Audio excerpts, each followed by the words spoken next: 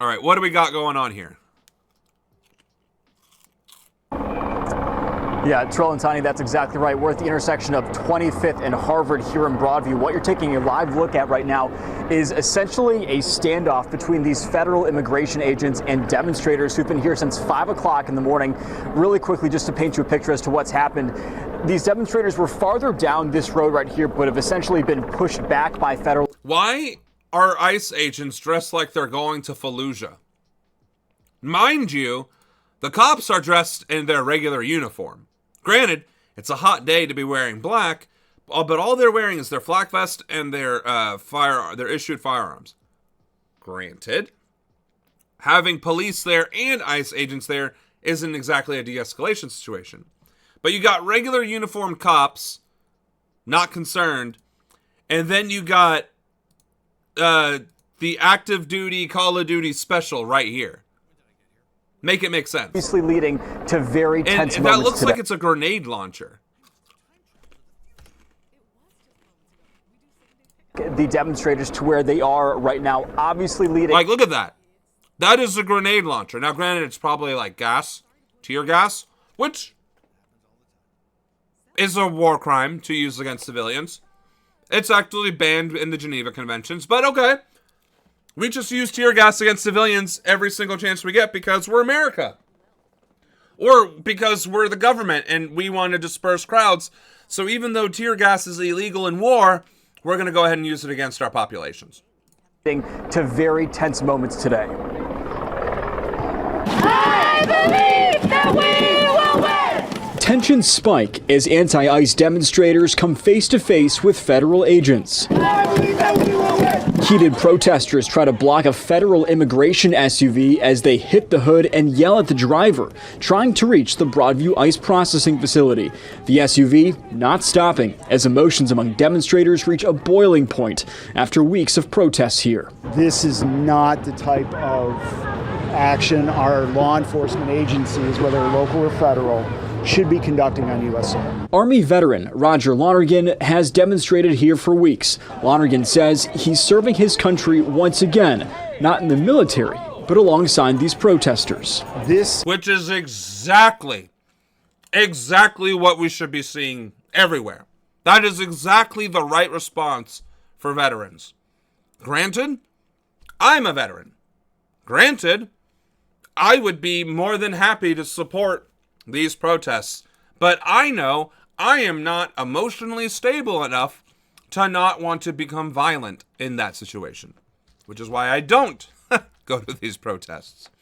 That being said, the fact that there are veterans standing with these protesters is exactly the kind of solidarity we need to see, because the military is often seen as the violent arm of the government, right? Because more often than not, it is. So when you see veterans say, fuck that, I'm not going to be a part of this fascism, I'm not going to be a part of this corruption, I swore an oath to protect and defend the Constitution from all enemies, both foreign and domestic. And that's exactly what I'm going to do. Because oaths don't go away after you swear them. And that's something that is lost in modern society. Oh, I'm going to swear this oath and then it just doesn't matter. It's like, no, it does matter if you're not a piece of shit. If you are a piece of shit, sure, fine, oaths don't matter. But we also don't live in a society that is governed by, for lack of a better word, chivalry.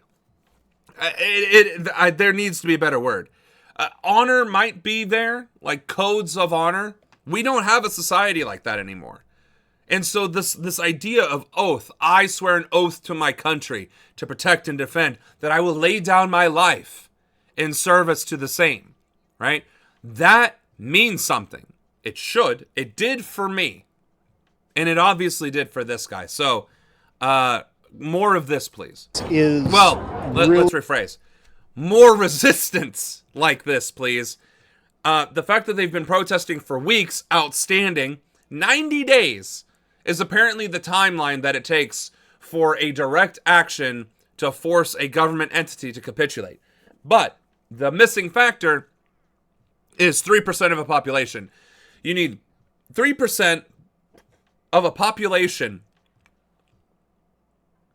dissenting and demonstrating for about 90 days to force government action. Obviously, if you have more than 3%, you can cut that time down. But it's like every 3%, right? 3% to 90 days, that ratio is pretty much what you want. So if you get more percent, you need less days. If you have less percent, you need more days, right? Really what standing up for democracy looks like. This is what democracy looks like. It's not always putting on uniforms and going overseas. Near the intersection of South 25th Avenue and Harvard, demonstrators could be seen gathering down the street near gates leading to the Broadview facility. At some points, a chemical gas was deployed among the crowd to disperse the protesters. There are people Which is a crime that violates the First Amendment right to protest. Again, every single time a cop, a federal agency, or a goddamn National Guardsman does anything to interfere with a peaceful protest, the person that's doing the interfering is the criminal.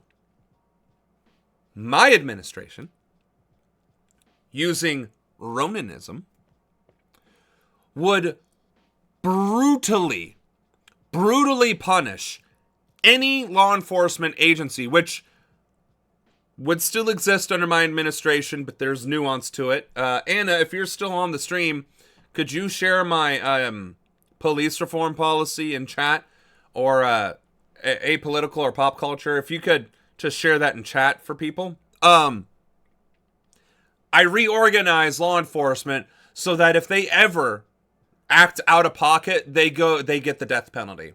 Because their purpose is to serve and protect.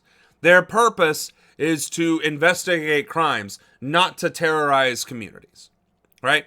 And protesting, right? If a government is doing something that results in a population protesting them, and it's not something stupid like we want the Death Star, right? Then what a protest should result in is the government fucking listening. And it only gets to the point of a protest because people reaching out in the news, reporting it, and people, again, reaching out, like through calls and emails and all that, are being ignored. So when you ignore people who are like, hey, I'm here at this meeting and you shouldn't be doing this, what the fuck is going on here? Then it leads to protest. Because the government doesn't listen to the people. The government exists due to the consent, at the pleasure of the people. And our government, our institutions, have gotten very, very, very, very, very far away from that because it's corporations who now control the government and ignore the people.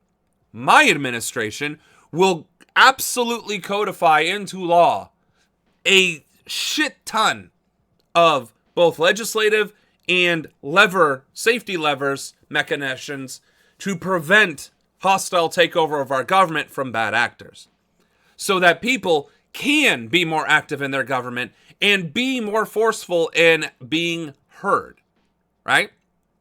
So, thank you, Anna, for posting that. Federalization of standards, adherence to federal standards, demilitarization of law enforcement, refocus on criminal issues, federal funding of the federal police program. Those are the main points. They are. And any violation thereof always is met with the death penalty. Death penalty. Sam, why do you have such a raging hard-on for murder? Well, why do they have such a fucking hard-on for murder? You know how many times these cops have actually killed protesters? You know how many times these cops have actually severely injured protesters? Do you know how many times ICE agents have disappeared people and gotten them killed? You know how many people have died in ICE custody? What happened to the 1,200 from Florida's Auschwitz? Right? Why is it that our military, our law enforcement, and our federal agents can unilaterally murder citizens extrajudicially, go through dog and pony show judicial reviews and trials with unmitigated racist juries that have no hint of neutrality? Why can we erect violence institutionally that results in the death of thousands of people every single year, either directly from the violence or indirectly for measures that create poverty in communities of color. People die due to lack of healthcare. People die due to mistreatment during healthcare procedures. People die because of police and because of federal agents. People are fucking dying left, right, and center by our government and the policies that are pursued by this government. Disproportionately if you're black, and even more disproportionately if you're black and a woman. And then if you're Latina and a woman, or Asian and a woman, Muslim and a woman, or the one that gets killed the most, indigenous and a woman, all of a sudden, oh, it's not that big of a deal. So Sam, why are you so concerned with the death penalty for state actors? Well, because they are very keen on murdering citizens with absolute impunity. And maybe that's very not cash money of me. That's certainly not Jesus Christ, the light, the way, the path, the journey. But I guess I'm not a very good Catholic, and I'm not going to flagellate myself and ask for a few Hail Marys. My job is to ensure that the American people can live in a country that isn't actively trying to kill them. And if I have to crack a few skulls, I mean eggs, to make that omelet, so be it. Are people who voted for Trump also responsible for them? Yes, absolutely. 100%. They are culpable. But obviously, I'm not going to, go after, half the population of the country. Like that. I'm not going to do that. But that's where cultural change, societal shifts, right? Legislative management comes into play.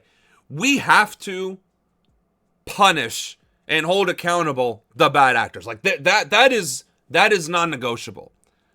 The people who are doing the bad thing, they have gots to go, because otherwise they are a threat, right? By not universally condemning Nazism, white supremacy, racism, homophobia, xenophobia, Islamophobia, right? Transphobia. By not universally reviling that in our culture, never mind legislatively, right? Because it is against the law to do those things. But culturally, well, evidently, you can be an out and proud Nazi and then end up being one of the president's most closest confidants, right? Or the wealthiest person on earth. So, the fact that socially and culturally, we haven't treated racism, discrimination, bigotry the same way we treat cannibalism is the thing that we would need to fix culturally and socially. And that can be done to the general population. That can be broadly deprogramming folks. But the ICE agents, the cops, the soldiers, the leadership, nah, got nothing for them. Absolutely nothing for them.